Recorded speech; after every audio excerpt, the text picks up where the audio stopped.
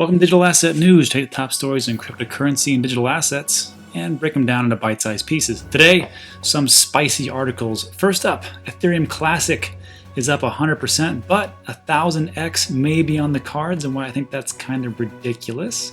Also, Canadian regulatory group targets crypto exchanges holding users' digital assets, and the plan is to shut them down unless they do this one thing. Also, the fate of XRP cryptocurrency market now in this judge's hands, and hopefully she makes the right decision. We will see, and why I think it really doesn't matter at the end of the day. And before we move on, we have to do what we say we're always going to do, which is to bust a scammer in the scam of the day. So I've read the comments, and most of you are on board with what we're doing here. We're trying to police the community, but some of you aren't. You don't really care. You just want to know the news. So I cannot stop. Because I feel that this is an important thing to do, especially moving on in the future. This year, 2020, I believe we're going to see a rapid influx of investors coming in, and we cannot have them getting scammed out of their money. Now, some people will say, well, how could you do that? It's just so easy. I mean, no one should get scammed. It's so ridiculous. What are they, dumb? Listen, don't be all high and mighty. Not everybody is as savvy as you are, so we have to protect the people that are in our community. Look, what are you? Are you a sheep, a sheepdog, or a wolf? If you're a sheep, you need protection. If you're a sheepdog, you protect, and if you're a wolf, you take advantage. So I always like to think that I'm here to help out just a little bit, and hopefully we can do a little bit of that. So to make a compromise, instead of going over everything, I'm going to quicken up the pace from this video moving forward. So instead of searching for the actual scam, I will pre-find the scam, I will put it into this section here, and I will show you how to report and downvote, and that's pretty much it. So to get started, let's go over this one. So I already pre-filled everything. Now there was 2 scams yesterday. This was from a live Ripple price prediction and a Ripple cryptocurrency. Let's see how they're doing. First of all, the first one's gone and the second one's gone. I don't know if it happened within an hour, 2 hours, 24 hours. I have no idea. We do daily videos, so let's just say it's 24 hours. So I'm going to say those 2 videos are also gone. So we are 5 for 5 so far. Not too shabby. These are the new ones that I found. This is a Ripple and XRP price prediction and a live Ripple. Both are by Brad Garlinghouse, wink wink. So here's the scam video link. I'm going to go to that link, and what are we looking for? We're looking for 2 things. I call it CG. First of all, is there a comment section up? Because a lot of the scammers do not put the comments in because they don't want people to know it's a scam. So there is no comment. That is a red flag. Next one is for G, which is the giveaway. Is this giveaway asymmetrical? And sure enough, it is. Sending 1,000 plus XRP, you'll be airdropped 10,000 Ripple back. Some people who have been scammed, and there's a lot of you out there, and I feel sorry for you, but if you're new, you're like, oh, that's how airdrops work. That's how it is. So don't be all high and mighty, be like, oh, these people are stupid. They just don't know. And we're here to help them out. So how are we going to do that? We are going to downvote this video, and we're going to click on this little report. Go to spam or misleading. Choose one. It's a scam. Next. This is a scam. Remove ASAP. So, and I'm going to click report. So look, I'm only one person, but if you do this, now we're 2. And then as more people watch this video and we get thousands of views or tens of thousands, then all those people can attack this video, take it down, and that's one less scammer that we have to look out for.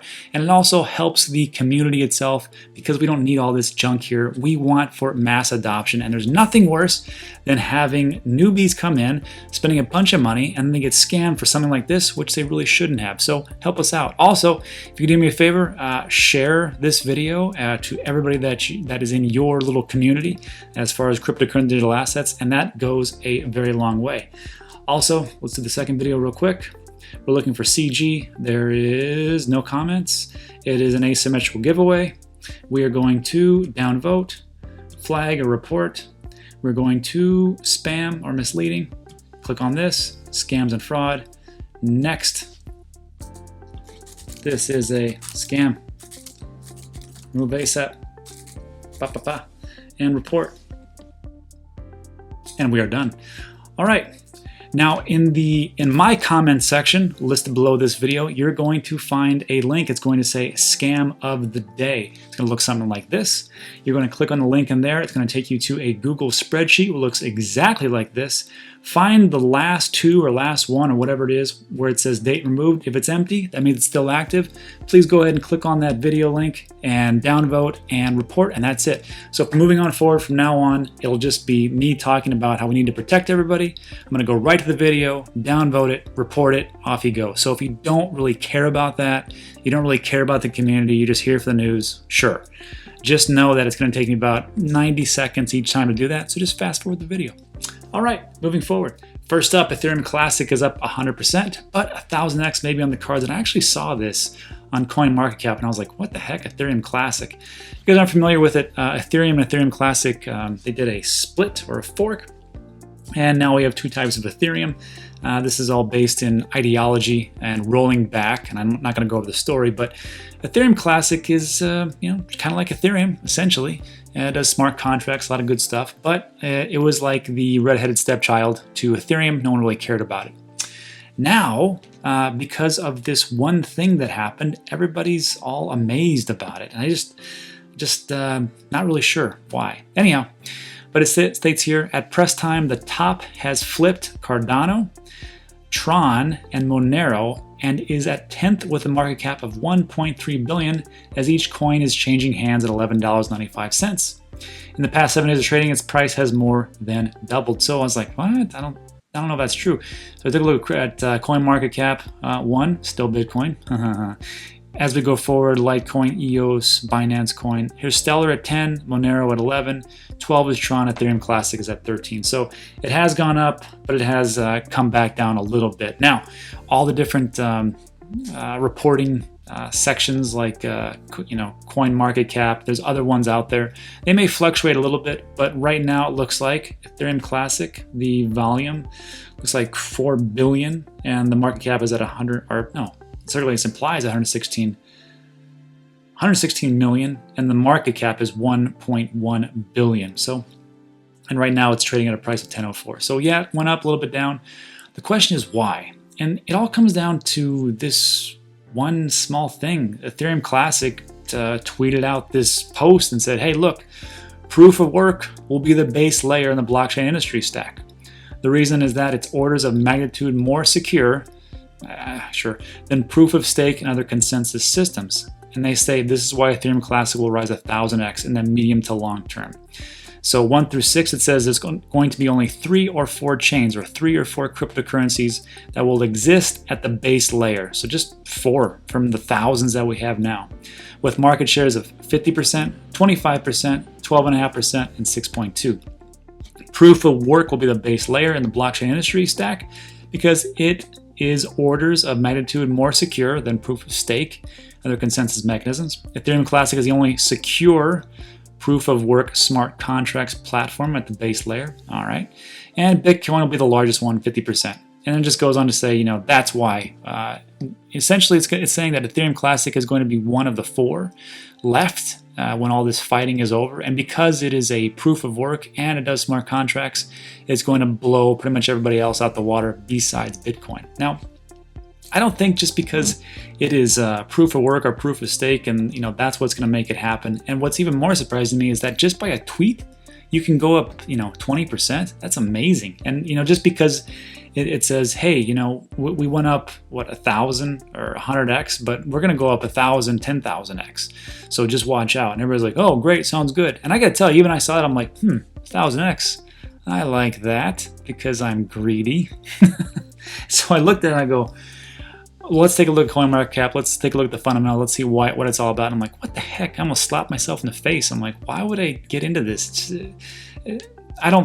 Look, these are my holdings. I have Bitcoin, I have Ethereum, I have XRP. So if you hear me talk about these 3, it's because I'm biased and I make no bones about it. Also, I've got Cardano, EOS, and Chainlink.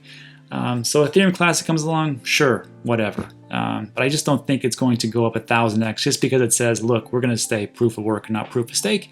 And we have this fantastic smart contracts. If you're looking for smart contracts, that's why I got into Cardano. That's why I got into Chainlink. So yeah, that's where we're at right now. it did say something interesting down here.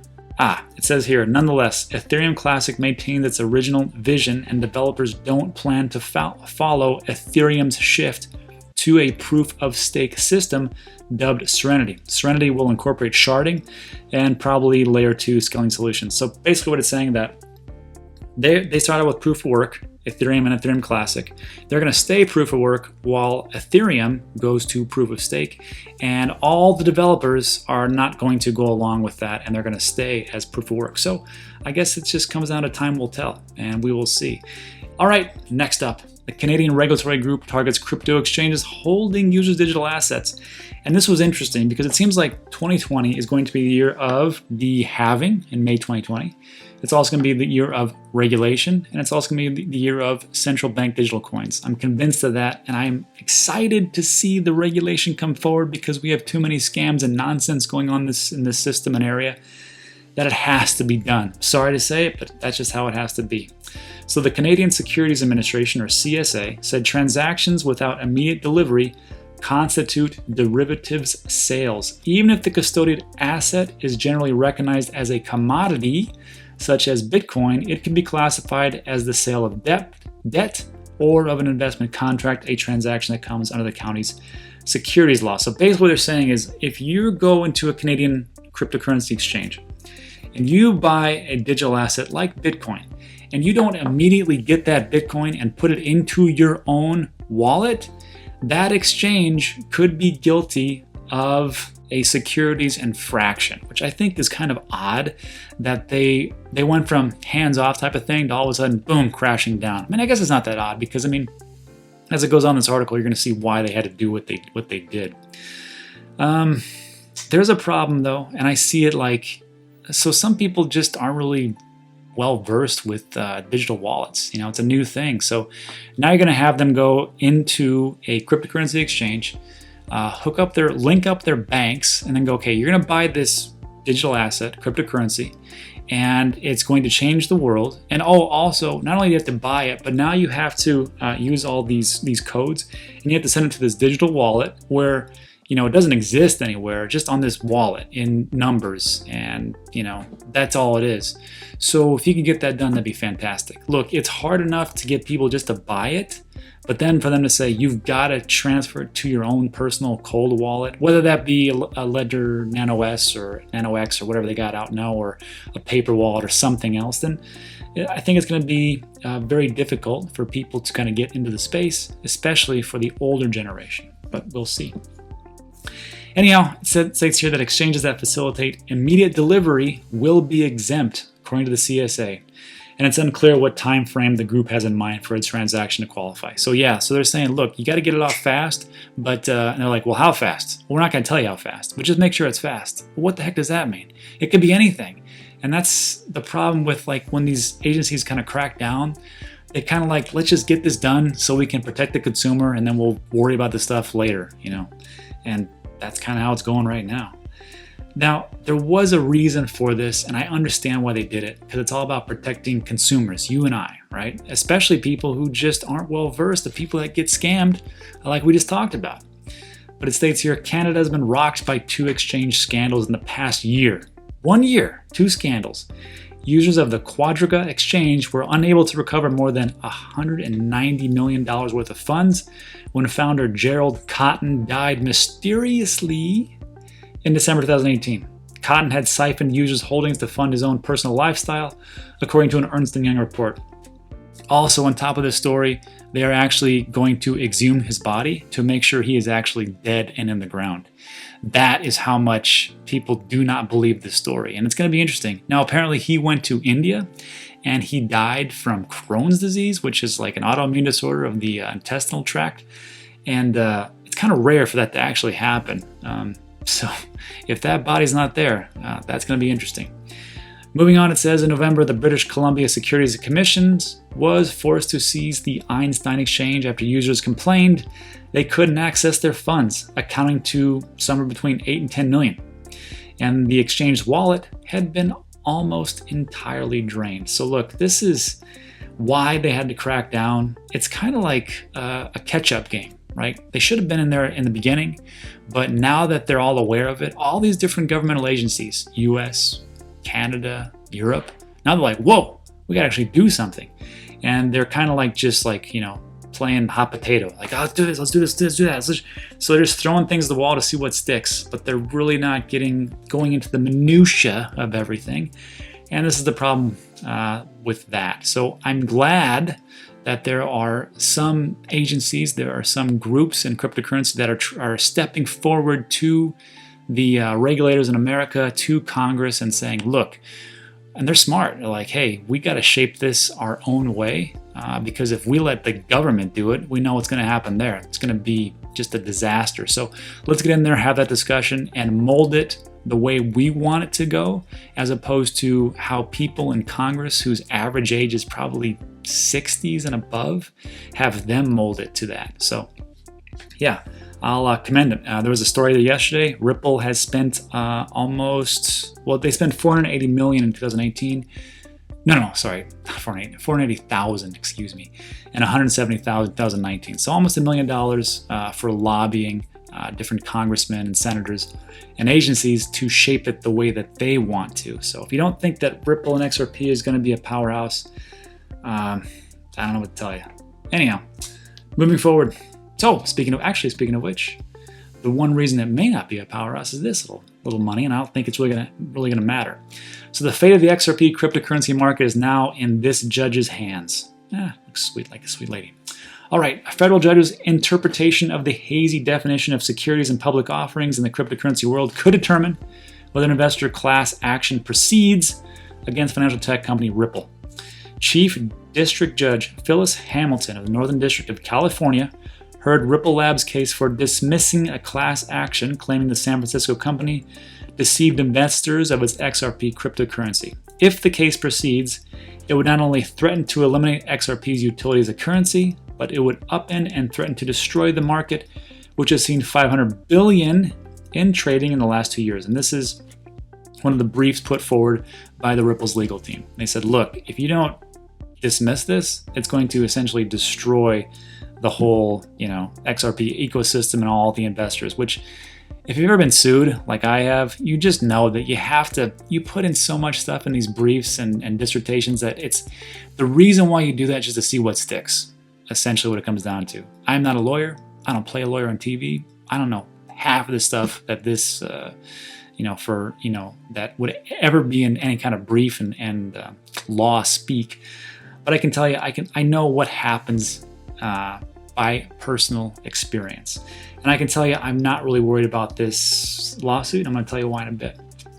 So, lead plaintiff Bradley Sostek alleges he bought nearly 128,979 XRP in January 2018, and he spent 307,000. I thought it was way less than that, but apparently not.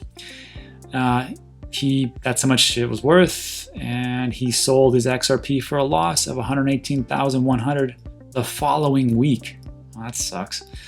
So he put on 307 and he lost 118,000, so he's down to like 200,000, right? So that's a bummer. Never invest more than what you can afford to lose. That's a great lesson there. Ripple Labs, Boise's Schiller Flexner, and Debevoise and Plimpton attorneys, man, that's a long name, argued the complaint exceeds the 3-year deadline for filing a suit outlining the Security Act's state of repose. Investors claim all XRP units were created in 2013 and brought to the general public before 2015. Ripple contends the complaint is untimely, but Sostek's counsel argued that Ripple Labs' attempt to invoke the statute of repose is a twisted application of the time limit that would undermine the law's purpose of protecting investors from fraud. And I'm not going to get to the rest of this because I'm going to spare you all the different legal speak out there. So basically what they're saying is they're like, look, all this was created because Ripple was pre-mined, right? It was pre-mined. This was in 2013. So he bought this and it was brought to the general public before 2015, right? General public for 2015. So anything after 2018 doesn't matter because it is over the time limits. And the defendant's like, no, that's not true because it doesn't matter when it was actually brought out. It's when it was bought. So we'll see what they say. But the big thing is this. It was supposed to be dismissed The Ripple team brought it and said, look, you got to dismiss this because of, one, it's going to destroy all the ecosystem, and two, it just has no basis because, one, it's not a security, and two, the time of limitations is expired. And the judge said, okay, I'm going to take that into account and I will give you a decision later. Essentially, that's all they say. So it could happen tomorrow. Probably not. It could happen in next week or a couple months or 6 months. It doesn't really matter. It's just whenever the judge kind of gets around to it. And that's why the wheels of justice turn very slowly. But I'm not concerned about it because I really don't. This is why. I think that Bradley Sostek is a smart guy, right? He was already cued into XRP and Ripple. So maybe he's just like, look, this is how it's going to go. I'm going to bring a lawsuit against them. I don't think he's going to want to get his little bits of money back that he lost. I don't think that's the issue. I don't think that's why he's paying these lawyers for this much time. And look, lawyers are expensive. Usually what happens is what happened in my case. I was sued. We were supposed to go to court. The judge demanded, in all cases, or almost all cases, you have to go through mediation first. Went through mediation, and we solved the mediation. We all signed a non-disclosure agreement or an NDA. Nobody talks about it. It's already done. Now, I can't tell you the specifics or who it was and all that stuff. I can just tell you I got sued, and that's it. So the same thing's going to happen with Bradley here. He's going to say, yeah, let's keep going. I don't want this dismissed. I don't want this dismissed because he wants to go to mediation, I think.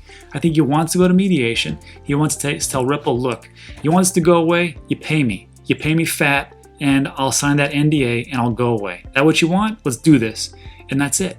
I don't think he wants to go and be some martyr and be like, see, I told you, Ripple and XRP. I think that's what he wants. I think that's what it all comes down to. If he's an investor, early adopter,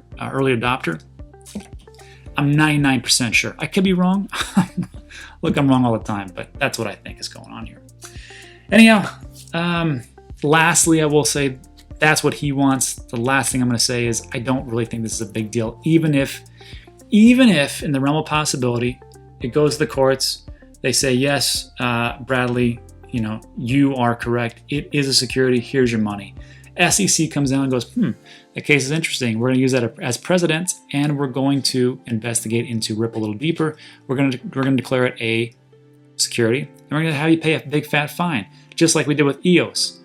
EOS, same thing, decentralized cryptocurrency, digital asset, top 10. Guess what happened to EOS? So EOS had to pay $24 million in penalties for conducting an unregistered security sale, the SEC said. So that's a bummer, but they raised $4.1 billion. So you're telling me that the SEC came down and said, look, man, this can't happen. So give us $24 million and let's not let this happen again. Wink, wink, nod, nod.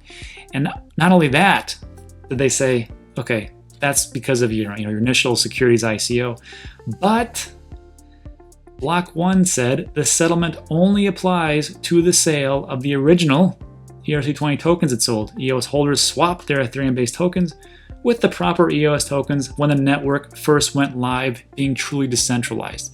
So, I'm going to leave you with that. Thanks for listening for the rants. I appreciate it, and I will see you on the next one.